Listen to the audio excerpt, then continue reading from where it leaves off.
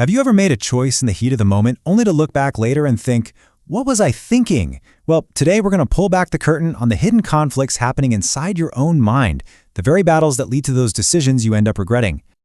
Okay, let's start with something you might know all too well, especially if you're into trading. You've got this investment, right? And it starts to drop.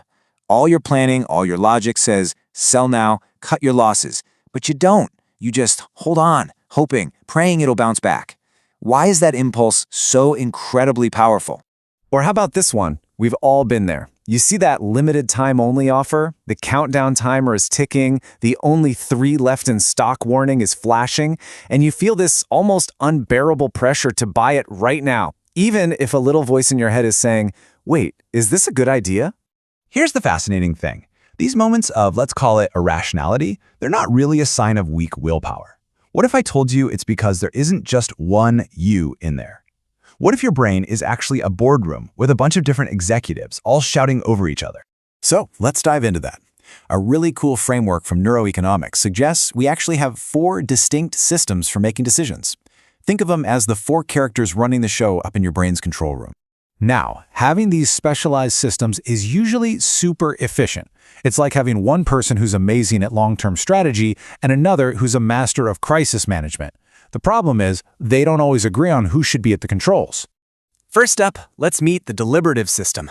This is your inner strategist. It's slow, it's methodical, it's logical. It's the part of you that imagines all the different possible futures, weighs the pros and cons of each, and tries to make the most calculated choice. This is your brain's chess master. And then, in the complete opposite corner, you've got the instinctual system. This thing is your brain's panic button. It is lightning fast, totally emotional, and its only job is to keep you alive right now. It doesn't think, it doesn't plan, it just reacts. It's your fight or flight response personified. Next, there's the procedural system. This is your brain's autopilot. It's all about habits. It takes things you've done a million times, like driving home from work or typing on a keyboard, and runs them as a smooth, pre-packaged routine. It sees a familiar cue and boom, it executes the program without you even thinking about it. And last but not least, we've got reflexes. This is the simplest, most ancient part of the whole operation. These are the hardwired, automatic responses you were born with. You touch a hot stove, your hand pulls back before your brain even has time to say, ouch. That's this system at work. Okay, so we've met the crew. Now let's see what happens when they get into a fight, especially in the high-stakes world of finance, where every decision has a real dollar amount attached to it. So this is where the main event happens. It's a constant tug of war between your fast, emotional, avoid pain at all costs, instinctual brain, and your slow, logical, let's stick to the long-term plan, deliberative brain. One is screaming, get out now, while the other is calmly saying, hold on, let's look at the data. And here's the thing that gives the instinctual system a massive advantage, a powerful bias called loss aversion. Our brains are fundamentally wired to feel the pain of losing something much, much more intensely than the joy of gaining that exact same thing. And look, this isn't just a hunch. Scientists have actually measured it. Losing $100 hurts about twice as much as finding $100 feels good. That huge imbalance means that when loss is on the table, the emotional, instinctual brain starts screaming a lot louder than the logical one. So how does this play out in the real world? It leads directly to this classic investing blunder called the disposition effect. We hang on to our losing stocks way too long because selling them would make that intense pain of loss real. And on the flip side, we sell our winning stocks way too early just to lock in that small pleasure of a gain and avoid the potential future pain of watching it disappear. Now, this internal conflict isn't just a problem for our portfolios. It's a gaping vulnerability, a backdoor into our decision-making that scammers have gotten incredibly good at breaking through. See, what scammers do is they deliberately engineer a situation to cause something called an amygdala hijack. They basically manufacture a fake emergency to get your fast, emotional, instinctual system to take over the controls, completely short-circuiting your slower, more skeptical, logical brain.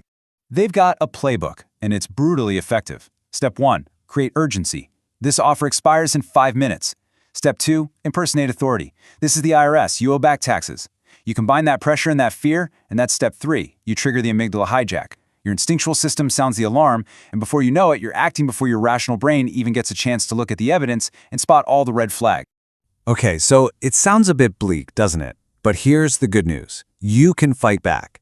The trick is to have a simple tool on hand that can short-circuit the hijacked, calm down that screaming instinctual system, and give your logical deliberative brain the time it needs to get back in the driver's seat. One of the most powerful and simple techniques comes from the Navy SEALs. It's called box breathing. All you do is inhale for a count of 4, hold your breath for 4, exhale for 4, and hold again for 4. By forcing your body into this slow, steady rhythm, you're sending a physical signal to your brain that says, hey, we're not in danger. It interrupts the panic and buys your rational mind a few precious seconds to catch up. Another fantastic one is the 4-7-8 technique. You breathe in for 4 seconds, hold it for 7, and then, this is the key part, you exhale slowly for a full 8 seconds. That long, slow exhale is what activates your body's relaxation response. It's been called a natural tranquilizer for the nervous system because it tells your instinctual brain that the threat is over and it's safe to stand down. You know, just understanding that this battle is even happening is half the battle.